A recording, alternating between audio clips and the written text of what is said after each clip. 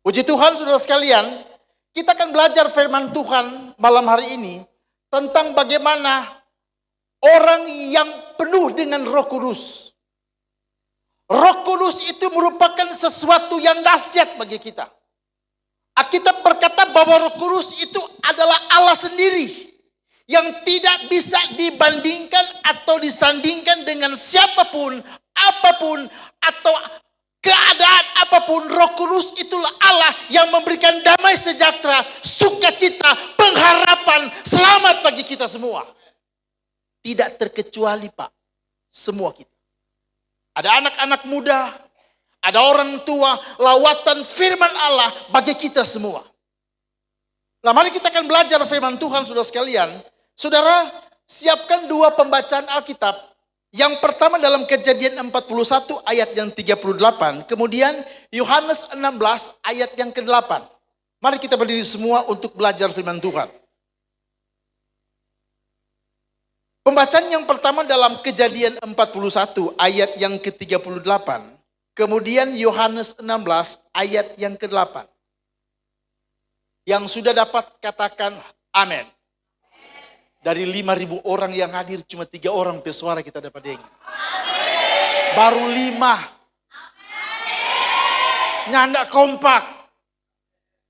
Amin. Puji Tuhan. Saya akan bacakan bagi saudara. Kejadian 41 ayat yang ke-38. Lalu berkatalah Firaun kepada para pegawainya.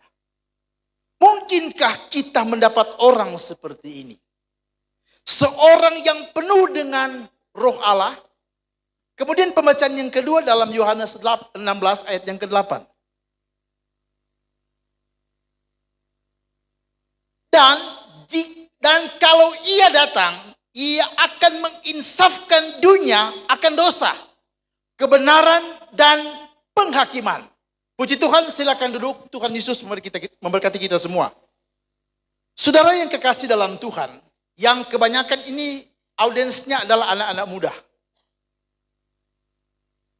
Kalau saudara mengalami sesuatu hal yang berbeda dari menurut apa pendapat saudara, kalau sekiranya saudara mendapat sesuatu yang berbeda yang menurut apa dari cara pandang saudara melihat, bahwa dunia yang sementara, Alkitab katakan dunia yang sementara, fana atau sudah tua ini, saudara akan mendapatkan sesuatu yang berbeda yang bilang begini, oh kok kenapa ya ada anak Tuhan yang tadinya setia, kok dia malas beribadah.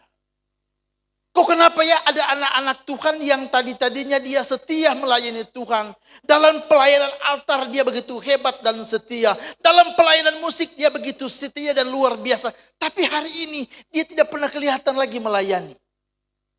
Ada sebagian berbilang gini, pendeta, kenapa ada anak-anak Tuhan yang tidak jujur dalam soal bekerja? Nah, kenapa ada anak-anak Tuhan yang tidak setia dalam soal memberi berkat atau apa saja saudara sekalian? Pendeta, kenapa ada rumah tangga Kristen yang mengalami berbagai macam pencobaan? Kenapa ada rumah tangga Kristen yang mengalami berbagai macam penderitaan, kesusahan, berantakan, penurunan omset dan segala macam? Kenapa? Padahal orang Kristen yang menyembah mengagungkan Tuhan. Saudara, kalau sekiranya ini jadi benak saudara, kemudian muncul sebuah pertanyaan. Kita menjawab, inilah dunia di mana kita hidup. Inilah dunia di mana saudara beraktivitas sepanjang hari. Bangun pagi cari duit, bangun pagi sekolah, bangun pagi kuliah, bangun pagi beraktivitas, bangun pagi padat dengan segala kegiatan. Inilah dunia di mana kita hidup. Pak, dunia yang orang tinggalkan adalah dunia yang setua. Tidak muda lagi. Segala kemegahan dan keindahan dunia yang dunia tawarkan kepada setiap kita anak-anak Tuhan, itu akan sirna. Tahukah saudara bahwa dunia akhir zaman ini sementara memperindah diri, memoles dirinya supaya kelihatan indah dan wow, dahsyat. Ketika dunia memoles dirinya supaya kelihatan indah. Ada begitu banyak anak-anak Tuhan yang tadinya setia, yang seperti yang kita bilang tadi. Setia memuji mengagungkan Tuhan. Setia memberi diri dalam pelayanan. Kemudian dia merosot imannya. Terikut dengan keindahan dunia. Ikut dengan situasi dunia ini. Di sinilah kita lihat. Itulah dunia di mana orang hidup. Dunia sementara memoles diri. Berita yang begitu mengejutkan bagi kita. Ada fenomena-fenomena yang sangat langka, yang fenomena-fenomena yang begitu sangat mengejutkan bagi kita. Kok kejahatan sekarang banyak pemuda-pemuda Kristen? Pencurian-pencurian, kejahatan-kejahatan moral, itu banyak pemuda Kristen di dalamnya. Yang mungkin mereka melayani hari Minggu, Senin mereka berbuat jahat, hari Minggu mereka melayani Tuhan, mungkin ada di situ. Kita lihat saudara sekalian, data yang sempat saya peroleh, tindak kriminal yang melibatkan anak-anak muda mengalami begitu banyak peningkatan yang signifikan. Kita lihat, dari Komisi Perlindungan Anak atau dari KPI menyebutkan sejak tahun 2018 atau akhir 2018 tercatat 11.600.000 kasus kriminal meningkat, saudara sekalian. DP peningkatan dari 2018, 19, 20, 21, 22. Pertengahan 2022 dia meningkat dari 11.116 dia meningkat 2.443. Jadi saudara sekalian, DP peningkatan sangat luar biasa. Sampai di angka 13.000 loh saudara sekalian. Itu kasus-kasus yang terjadi. Anak-anak muda saudara sekalian tersangkut masalah-masalah kriminal dari berbagai varian kejahatan. Kita lihat di sini, ada kejahatan jalan. Geng-geng motor, kita? Geng-geng motor. Ada anak geng-geng motor di sini? Atau DP bos-bos geng motor di sini? Aku kumpul teman-teman motor, kau kasih lari, pakai knalpot racing, biar orang jadi bising. Banyak begitu di sini. Kalau di Manado banyak. Kemudian kita lihat, ada begal, papan curi motor. Ada anak-anak muda yang kerjaannya cuma pencuri motor. Suatu waktu saya bikin penginjilan di Sorong. Kemudian pendeta yang undang saya bilang begini, Bro Jerry, jangan naik motor dari seberang ke seberang. Kenapa? Tingkat kriminal di sini tinggi. Karena kalau katanya ada motor yang jalan, kemudian ada motor yang mengikuti, tidak segan-segan orang potong tuh tangan untuk dapatkan itu motor itu. Itu tindakan kriminal yang dipelopori oleh anak-anak muda. Motor diparkir di kompleks kami saudara sekalian di Manado, motor diparkir di dalam rumah, diangkat dicuri. Diparkir di rumah saudara sekalian. Kita dapat tangkal lewat CCTV, anak-anak muda. Aduh, pemuda remaja. Kita lihat saudara sekalian. Kemudian kasus pembunuhan. Terdiri dari pertikaian antar kampung. Orang tadi baku baca cerita tentang kenakalan-kenakalan anak muda. Pembunuhan terjadi, pertikaian antar kampung, kampung A, kampung B, kampung C, kampung D. Itu bahaya saudara sekalian. Kalau di tempat kami di Manado atau di Minahasa Selatan, itu kalau orang Bakalae, dorang istirahat cuma ibadah. Baku lempar, baku potong, nanti kalau ibadah istirahat lepas sepeda. Kelar ibadah baku potong lagi. Ini anak-anak muda saudara sekalian. Kemudian turun lihat lagi. Ada tawuran antar pelajar. Ini data yang kita lihat saudara. Perkelahian antar pelajar. Sesama teman sekolah. Mungkin di teman sekolah A, sekolah B. Ada teman sepelayanan tak kumpul dalam satu pelayanan musik. Tapi dorang Bakalae. Baku rampas cewek. Siapa sih Bakalae kayak baku rampas cewek? Atau ada om rampas cewek di sebelah. Ada tante-tante muda rampas cowok di SMA sebelah. Itu kejahatan Pak. Orang talaut mungkin tertawa geli. Karena nyana ada. Kalau di Manado, banyak. Justru di Manado datang di talaut. Itu banyak terjadi, Pak. Kemudian kita lihat kasus-kasus pemerkosaan. Meningkat. Anak SMA perkosa anak SD, itu banyak terjadi. Ada anak muda, dia perkosa oma-oma, itu terjadi. Pendeta kok begitu, pendeta? Masa di mimbar bicara perkosa-perkosa? Kadang-kadang, Pak, orang jaga larang-larang, itu pendeta jaga, pendeta, jangan kok jaga bawa perkosa di. Orang jatah tertawa, tetapi iblis bikin tolong pe anak-anak jadi sama seperti itu. Tolong pe anak-anak kadang-kadang terlibat dalam berbanyak hal-hal kejahatan. Tolong mata tahu dari Yesus, itu gembala, itu pendeta bilang-bilang begitu. Sementara tolong pe generasi iblis mempermainkan seperti itu. Kita lihat kasus selanjutnya. Kasus obat-obat terlarang. Kalau di talaut banyak. Karena kita pernah tinggal di talaut selama 3 tahun. Ada. Di tas bukan isi buku. Iya, bon. Ada begitu ya? Ada kan? Ada begitu ya? Ada. Dorang beli obat-obat terlarang. Ekstasi, apalagi namanya itu. Yang nama jenis-jenis ekstasi. Ada Bon Jovi, ada si Pink. Jenis-jenis ekstasi, dorang beli itu saudara sekalian. Kendati mahal. Dorang beli itu hanya untuk memuaskan hasrat. Kadang-kadang anak-anak muda kalau nyabak kuku dia orang, siapa mau? Bukan laki-laki kok dia, siapa? Nintau bakuku. Bukan laki-laki kok tuh anak sana, siapa? Nintau baroko. Bukan laki-laki kok tuh satu sana, siapa? Nintau bamabo dia. Siapa mau? So laki-laki. Itu kejahatan yang terjadi. Yang sementara kita orang tua menyaksikan generasi kita terlibat dalam hal-hal yang najis di hadapan Tuhan. Seks bebas. Iya toh? Kadang-kadang Pak, anak-anak SMP masih lebih jago baku cium daripada tante-tante.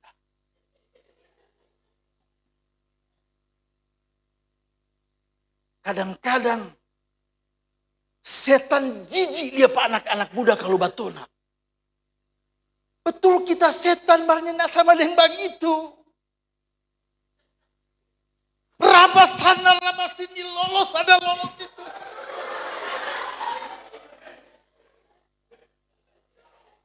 Iya.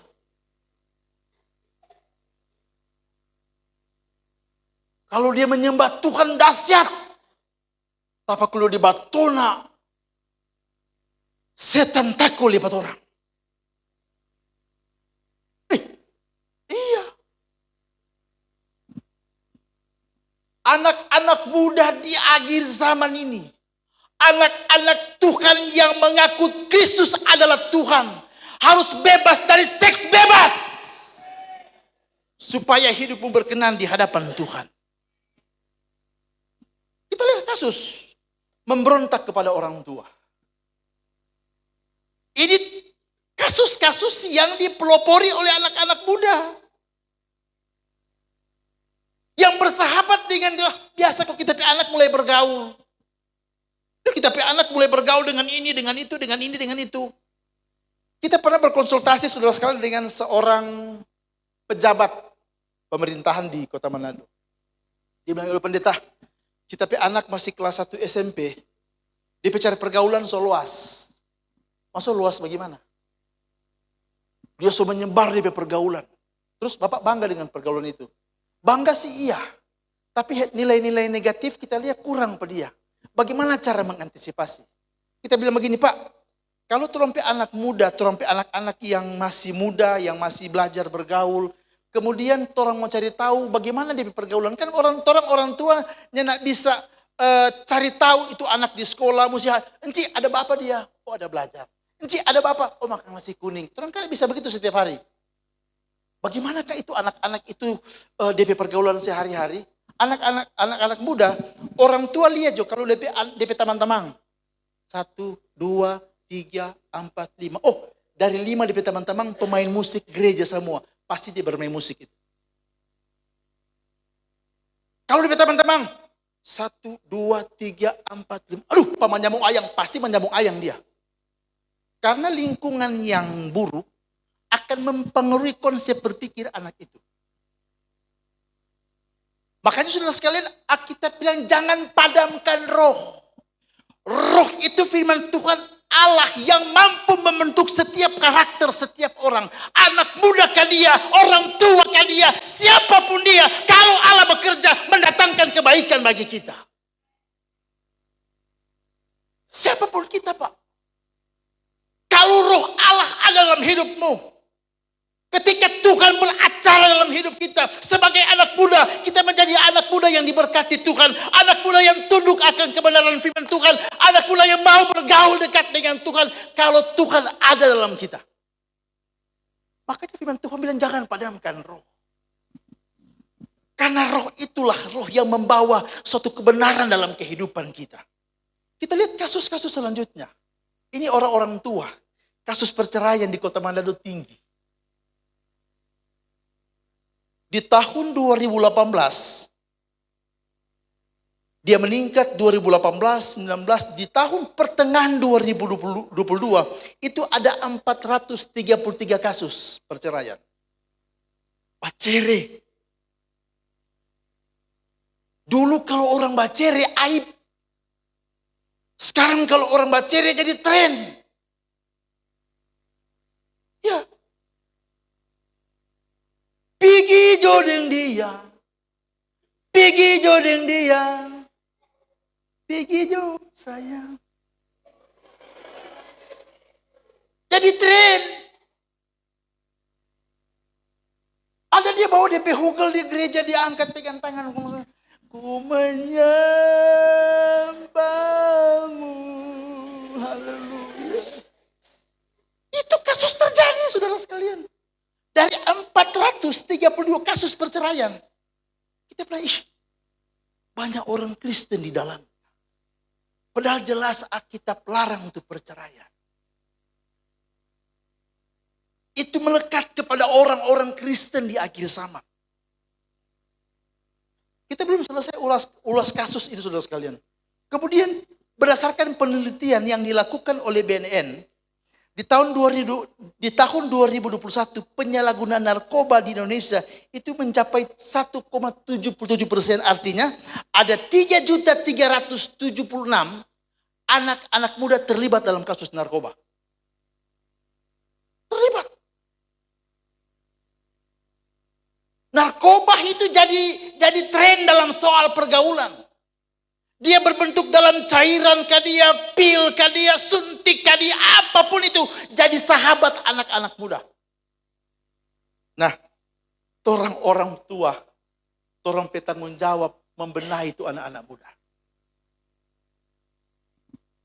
Bagaimana saudara sekalian solusinya? Pendeta gampang. Kalau kita lihat tapi anak mulai nakal, kita ikah, kita ramas, kita skop, kita injang kongsi begini.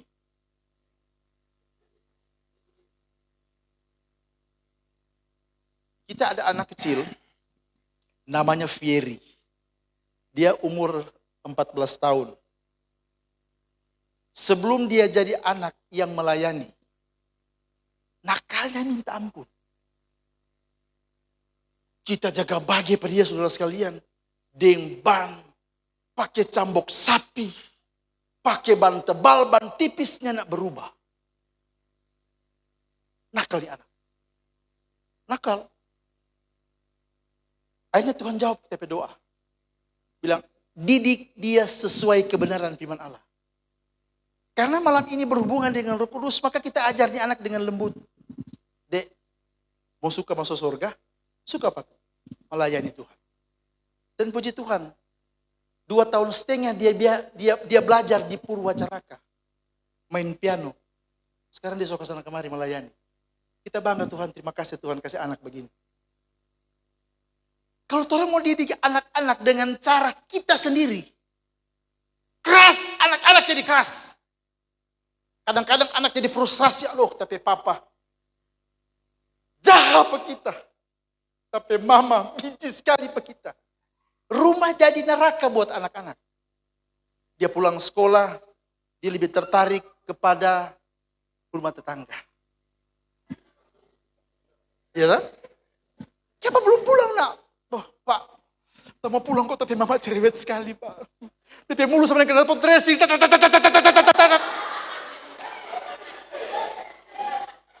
Pulang sekolah dia sehingga kita lebih baik dulu di pelabuhan Maroko. Siapa? Tapi papa jahat sekali. DP solusi untuk menjaga anak-anak atau generasi kita supaya jadi generasi-generasi yang hebat. Saudara lihat, Yohanes 16 ayat yang ke-8 begini.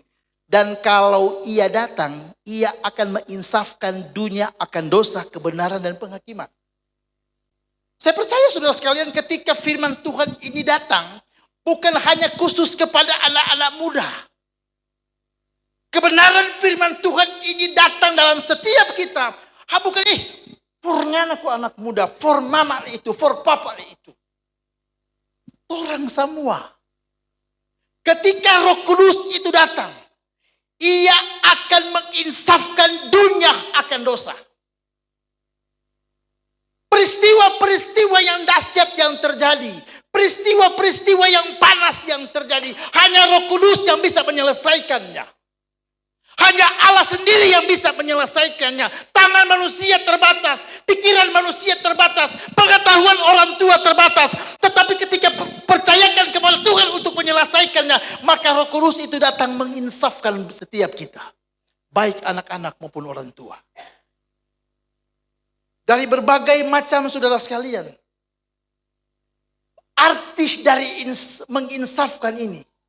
Maka kita mendapat satu kesimpulan dalam sebuah bahasa asli. Yang pertama, arti menginsafkan itu menasihati. Nah, jangan banakal. Ingat Tuhan, jadi anak yang baik, anak yang dengar-dengaran. Roh Kudus pakai dengan cara begitu. Kadang-kadang kalau orang tua semula kepala batu, Roh Kudus bilang, Roh Kudus menginsafkan dengan cara seperti itu. Pak, jangan terlalu nakal, Pak. Itu istri di rumah sayang jangan pukul-pukul. Sayang tuh suami. Hargai tuh suami. Bagaimana kita mau hargai gembala, tapi suami gaji cuma 500.000. Bagaimana kita mau hargai kita suami gembala, tukang pukul, tukang bafeto, tukang banyak sekali pendeta. Tapi ketika kita datang di kantor pendeta, kita bukan pendeta duda yang lalu ke mata gorpa kita pemanis.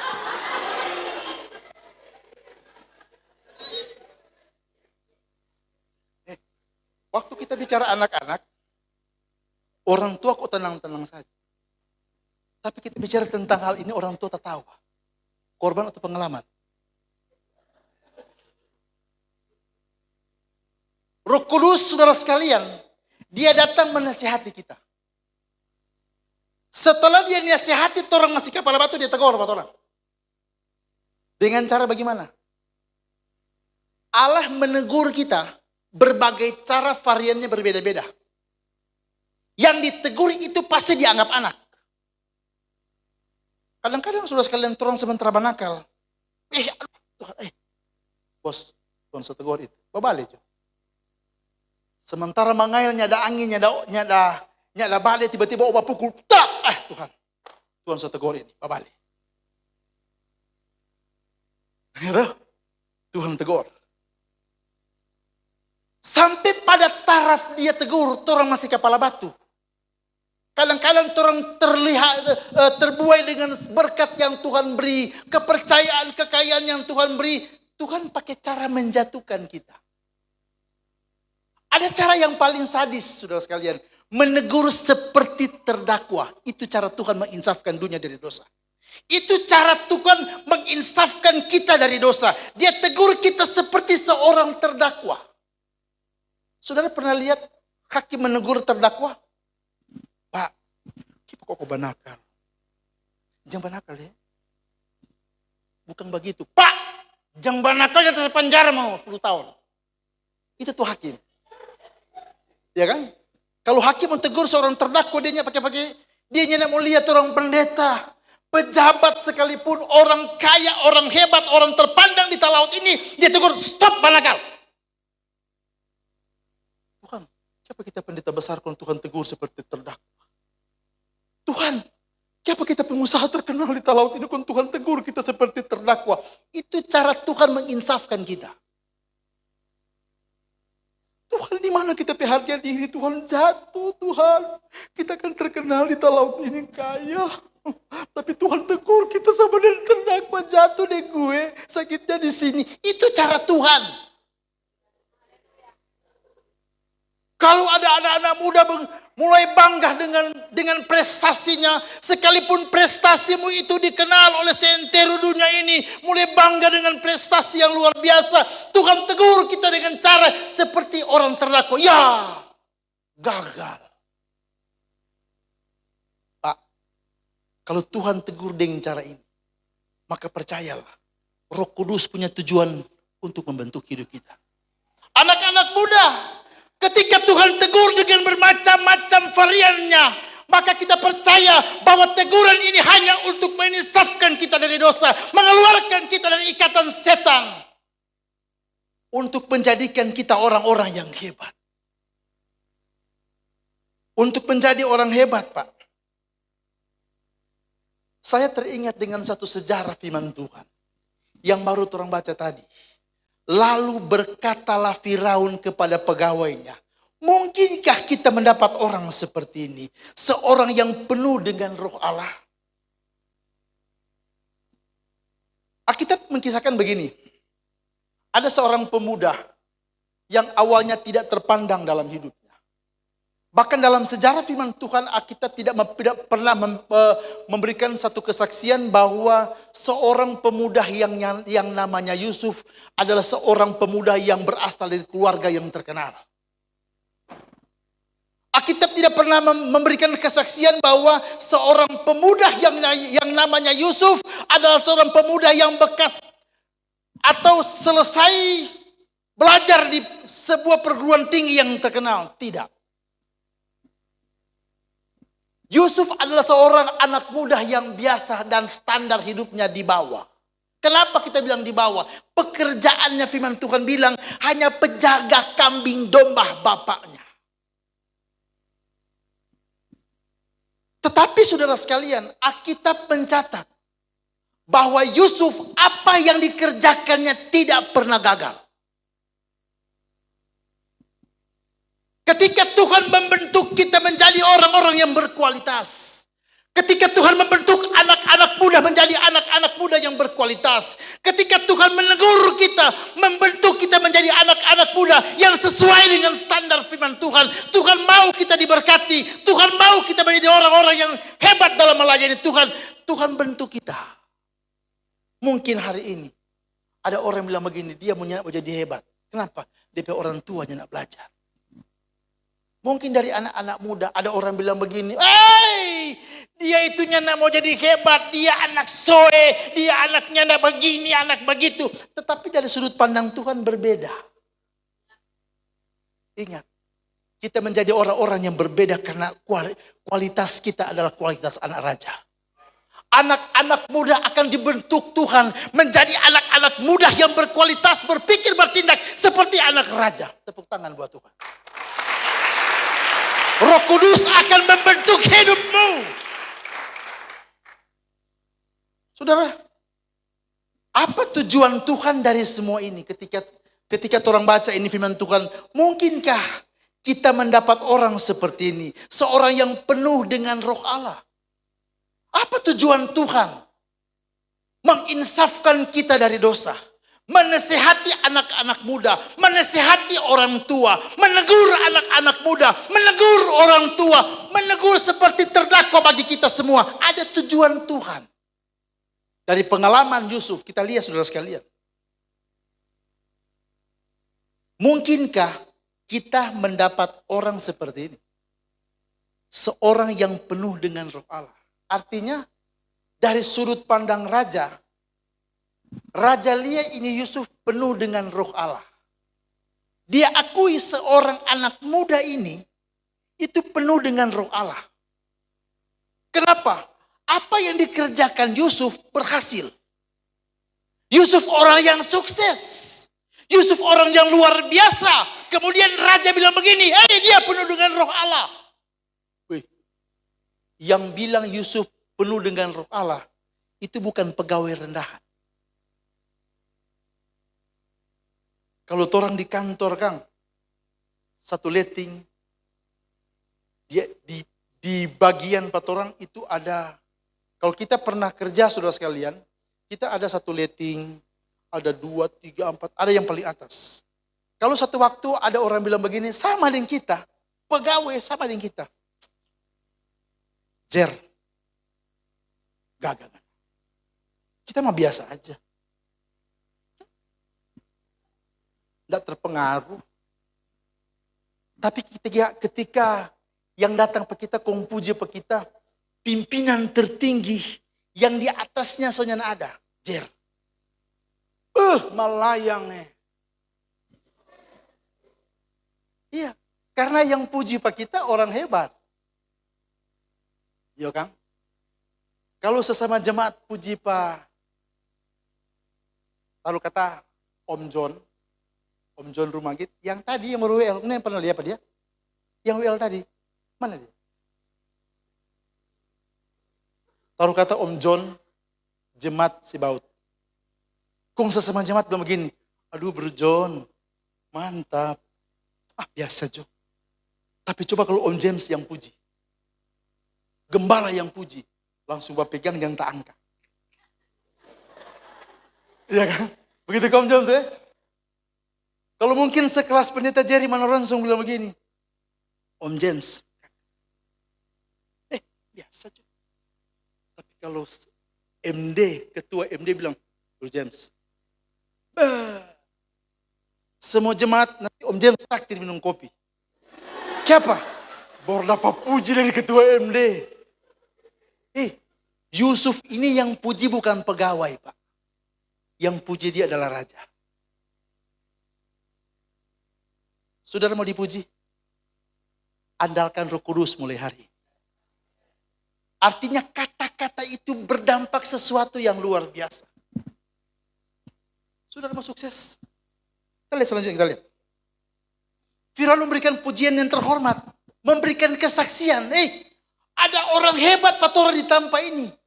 Ada orang hebat patora di tanpa ini. Siapa dia? Yusuf. Dia penuh dengan roh Allah. Di laut ini ada orang hebat. Di mana Kang? Kita so cari dari ujung. Apa di nama ujung sampai di Morongi. Tidak dapat orang hebat. Pemerintah bilang begini, di mana ada orang hebat? Ada pemuda yang beribadah di Sebaut. Dia orang hebat. Dia orang jujur. Dia orang diberkati. Orang pintar. Ada di Sebaut. Siapa Kang? Karena pemuda-pemuda di Sebaut. Atau pemuda-pemuda di Lirung khususnya. Penuh dengan roh Allah. Supaya saudara dikenal. Jangan cari muka. Kenapa tapi bukan nyanda? Supaya saudara dikenal. Jangan napa kita. Jangan. Andalkan Roh Kudus. Maka yang memuji saudara bukan orang sepintar saudara. Tapi yang puji kita adalah Tuhan. Tuhan akan memperkenalkan siapa kita. Kenapa banyak pejabat yang stres? Kenapa banyak anak-anak muda yang stres? Karena mengandalkan otaknya yang terbatas. Tapi ketika dia andalkan Tuhan dalam banyak hal, Roh Kudus adalah Tuhan itu sendiri. Maka Tuhan promosikan dia. Dia orang hebat. Kalau orang pandai, jangan tunjung pandai. Kalau orang hebat, jangan tunjung orang hebat.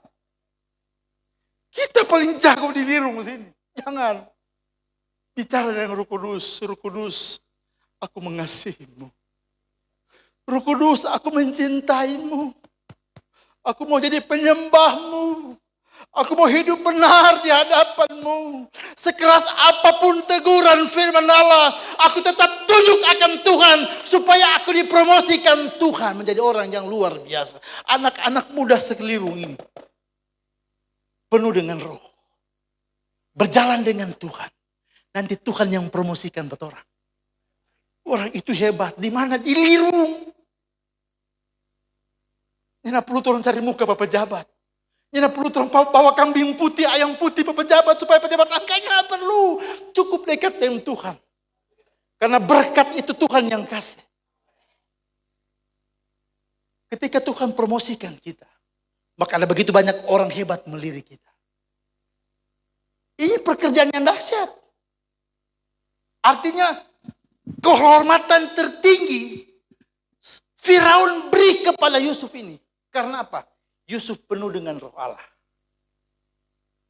Raja menghormati dia. Karena dia penuh dengan roh Allah. Pak, supaya orang menghormati kita. Dunia mengakui kita. Andalkan Roh Kudus dalam hidupmu. Jangan andalkan kita pebu di sana, kita usir di sini, kita orang kaya di sana. Kalau Tuhan mau angkat, Tuhan mau angkat, Tuhan mau buang, Tuhan mau buang. Saudara ingat ya, Saul? Yang angkat Saul jadi raja siapa? Tuhan. Yang menyingkirkan Saul dari kerajaan Israel siapa? Tuhan. Dan ketika Tuhan mau, dia hanya butuh 10 tahun untuk menyingkirkan saudara. Kalau Tuhan mau singkirkan kita Pak. Kalau Tuhan mau singkirkan kita Bu. Dia hanya butuh waktu 10 tahun, 60 tahun untuk menjatuhkan kita. Sepanjang dia mau, malam hari ini dia singkirkan kita. Tapi kalau orang penuh dengan Roh Kudus. Orang itu penuh dengan Roh Kudus. Siapa dia bilang? Bupati yang bilang. Cari itu pemuda yang di Sebaut itu. Yang dia bergaya begini, dia penuh dengan roh. Dia punya pengetahuan, makanya jangan padamkan roh dalam kehidupan kita. Supaya kita diberkati oleh Tuhan. Kita lihat saudara sekalian, apa tujuan Tuhan dari semua yang Tuhan perbuat dalam kehidupan kita. Tuhan mau saudara sekalian, kita menjadi pribadi yang unggul. Pribadi yang berkualitas. Pribadi yang punya harga. Pribadi yang punya nilai tinggi. Dari seorang yang tidak terpandang. Dari seorang yang dipandang sebelah mata. Dari seorang yang dijual. Firman Tuhan bilang ketika dia penuh dengan roh Allah. Maka dia menjadi pribadi yang lebih baik. Pribadi yang berkualitas. Punya pribadi yang terutama. Yang punya kualitas yang tinggi. Anak-anak muda. Kalau orang mau punya kualitas yang tinggi. Maka harus penuh dengan roh. Hal yang kedua saudara sekalian, kita lihat. Ketika saudara penuh dengan roh, maka saudara akan menjadi sesuatu yang berdampak atau pengaruh yang kuat. Sudah kita lihat di Kejadian 41 ayat yang ke 49. Nah, ya. Dia bilang begini, demikianlah Yusuf menimbun gandum seperti pasir di laut. Sangat banyak. Sehingga orang berhenti menghitungnya karena memang tidak terhitung. Satu waktu saudara sekalian di Mesir itu akan terjadi kelaparan yang panjang. Kelaparan yang musim kemarau yang panjang. Sehingga orang-orang waktu itu disuruh menimbun gandum. Yusuf menimbun gandum itu, firman Tuhan bilang, menimbun gandum seperti pasir di laut. Jadi banyak sekali saudara sekalian. Artinya saudara sekalian, Yusuf menjadi orang yang berdampak di tengah-tengah orang yang beda DP ideologi. Orang saudara sekalian manusia, kadang-kadang ingin menjadi orang yang berpengaruh di tengah-tengah lingkungan pekerjaan. Bagaimana orang menjadi orang yang berpengaruh di tengah-tengah pekerjaan atau di lingkungan kita, sementara orangnya ada dampak apa-apa. Tidak ada sesuatu yang perlu diandalkan. Tidak ada pengetahuan yang melebihi untuk orang lain andalkan kita. Alkitab menjelaskan satu-satunya. Ketika Yusuf ini penuh dengan roh, maka dia jadi pribadi yang berdampak.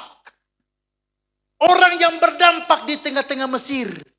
Dia bisa kasih nasihat, dia bisa kasih solusi, dia kasih sesuatu yang memberi orang ada jalan keluar, itu dampaknya.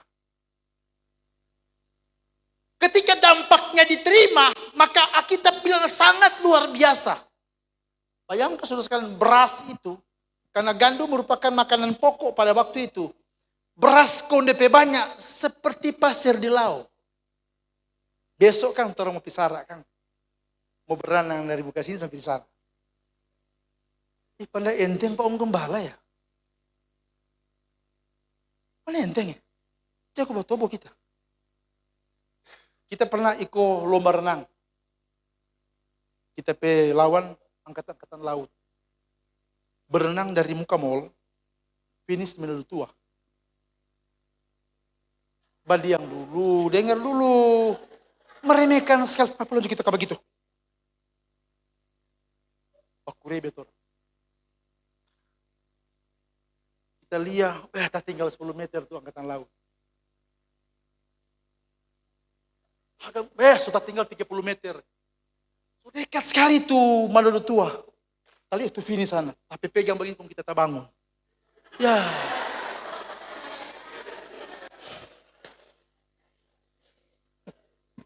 Mimpi kote.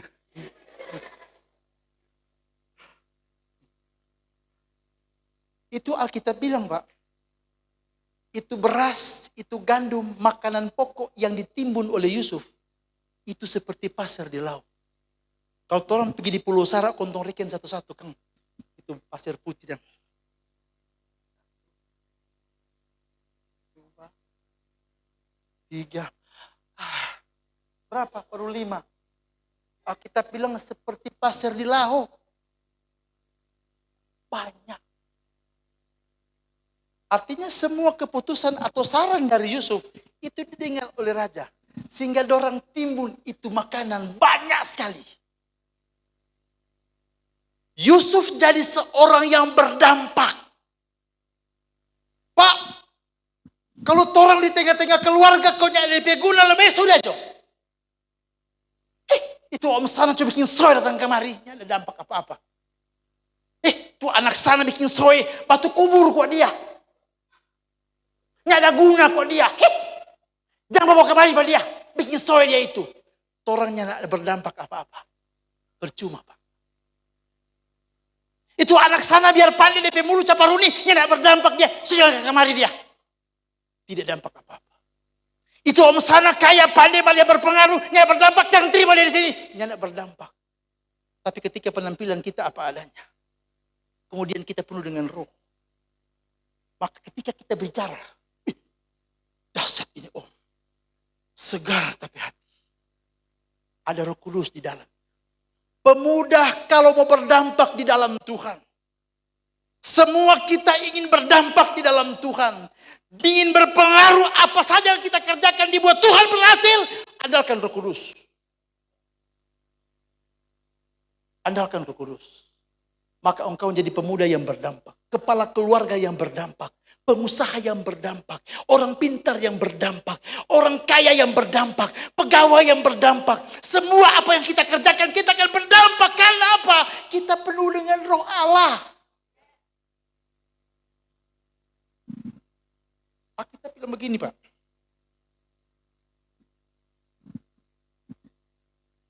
Dalam Kisah Para Rasul 1 ayat yang ke-8. Tetapi kamu akan menerima kuasa. Kalau Roh Kudus turun ke atas kamu. Dan kamu akan menjadi saksiku di Yerusalem. Di seluruh Yudea. Dan di Samaria. Sampai ke ujung dunia. Kuasa itu akan membuat saudara berdampak. Bukan hanya di skup yang kecil, skup yang sedang, skup yang besar, yang lebih besar. Selentir dunia ini kita akan jadi pribadi yang berdampak ketika kuasa itu ada dalam kehidupan kita. Pak, kita akan jadi orang yang penuh dengan kuasa. Kalau kita bicara tentang kuasa, Ada satu istilah dalam kebenaran firman Allah. Itu dunamis. Kuasa dunamis. Itu dunamis ini kok begini. Kita mau cerita begini. Dunamis itu sama dengan bom dinamit. Bom! Kamu akan diberikan kuasa. Bom! Kuasa yang berpengaruh itu. Itu dinamit begini. Sudah pernah lewati tahun baru toh? Pernah tahun baru di sini? Pernah Om James tahun baru di sini? Tanggal berapa? Kalau torang 5 umbi, tahun baru itu tanggal 31. Sama di sini Kang. Sama karena kita pernah tahun baru di sini kontrong Badero. Pujilah Tuhan sebab besar cintanya. Waduh Badero memang sadap sekali. Kita pernah tinggal di Talaut 3 tahun. Kontrong Badero kalau tanggal 20 Ampah. Waduh. Gak. Selamat tahun Badero ya. Boleh? Tanya Pak Kohandri, Torong Badero. Kohandri yang pimpin. Kohandri kalau Badero, dia kepenuhan.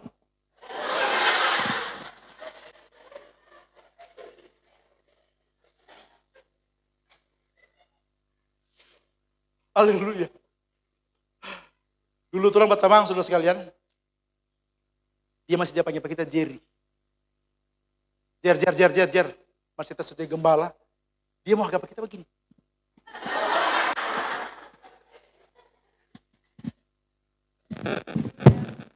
Siapa saudara sekalian? Karena kita dipanggil yang pertama.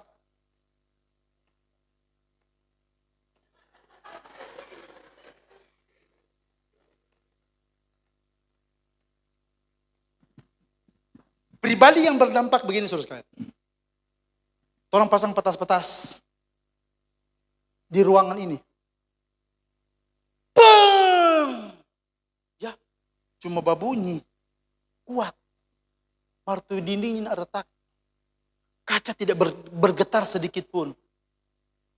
Meledak kuat. Marnya tidak bikin rusak apa-apa. Itu bukan berdampak lebih nama. Itu bukan dinamit. Dinamit itu begini saudara sekalian. Biar itu ledakan kecili. Taruh di tengah, pasang. Tak! Nggak terlalu kuat di ledakan. Tapi minta ampun, ancur tuh dinding, kaca ancur, semua ancur, ram copot semua. Padahal di ledakan kecili. Itu tuh dinamis. Itu tuh dinamis. Kadang-kadang terong pelayanan, terong pikir itu tuh dinamis. Menari, melompat. Tapi tidak punya dampak apa-apa. Engkau berkorban secara besar-besaran. Engkau melayani luar biasa. Bahkan berdoa sampai tertampal di dinding. Penuh dengan roh Allah. Bahasa roh. Baru memakan bahasa roh. Tetapi tidak berdampak apa-apa. Itu hanya petas-petas. Tetapi walaupun kepercayaan Tuhan hanya kecil pada orang keluarga. Kesiap Om Pendeta. Para puji Tuhan terompe pelayanan berdampak sampai di luar. Itu tuh kuasa dunamis.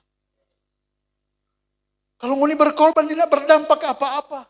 Mau melayani tidak berdampak apa-apa. Mau jadi pendoa tapi tidak berdampak apa-apa. Engkau berkorban tidak berdampak apa-apa. Engkau melakukan kegiatan-kegiatan rohani tidak berdampak apa-apa. Itu petas-petas Pak.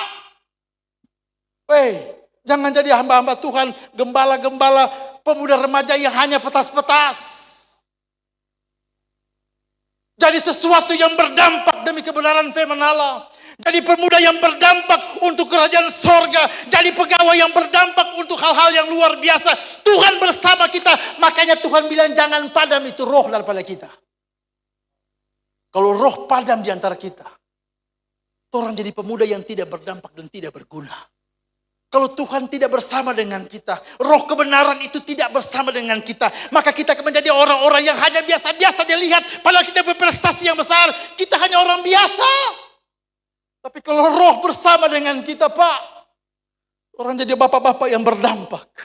Pemuda remaja, engkau jadi pemuda yang berdampak. Semua kita akan jadi orang-orang yang berdampak ketika roh bersama dengan kita. Di Talaut ini, ada berapa banyak pemuda-pemuda yang orang bisa akui dia penuh dengan roh. Atau roh mulai nyanda setuju dan orang kelakuan setiap hari. Ada begitu banyak orang-orang pintar di laut yang tidak berdampak. Karena apa? Orangnya tidak ada kuasa apa-apa. Malam hari ini, Dek, penuh dengan roh. Pemuda dan remaja penuh dengan roh. Biarlah hidupmu dipimpin oleh kebenaran firman Allah. Hidupmu dipimpin oleh Tuhan. Maka ketika Tuhan ada, maka damai sejahtera, sukacita, sukses bersama dengan kita. Bukan cuma malam ini. Tapi untuk selama-lamanya. Bagaimana caranya, Pak? Orang hidup benar di hadapan Tuhan. Itu kasus-kasus kejahatan yang kita jelaskan tadi. Mari turun tinggalkan semua. Anak-anak muda yang suka merokok sini. Lepas itu. Anak-anak muda yang suka memberontak kepada orang tua. Lepaskan itu, nak. Anak-anak muda yang suka dengan nyawa. Pak. Lepaskan itu malam ini. Anak-anak muda yang suka dengar-dengaran kepada orang tua. Jadi pemberontak. Jadi hal-hal yang menyakitkan di tengah-tengah keluarga. Malam hari ini engkau harus penuh dengan roh. Orang tua, supaya kau jadi orang tua yang bijak, kau harus penuh dengan roh. Oh, kalau engkau cerewet, engkau menyakiti anak-anakmu, engkau menyakiti suamimu, seisi rumahmu panik lihat engkau ada di rumah. Itu karena apa? Engkau tidak berdampak. Dan malam hari ini firman Tuhan bilang, ada roh Allah dalam hidupnya. Maka ibu akan jadi orang yang berdampak dalam kebenaran firman Allah. Pak, main judi biasa, merokok juga biasa, minum-minum juga biasa. Tapi malam hari ini, supaya Tuhan lihat orang jadi hebat, harus penuh dengan roh. Yang setuju tepuk tangan buat Tuhan.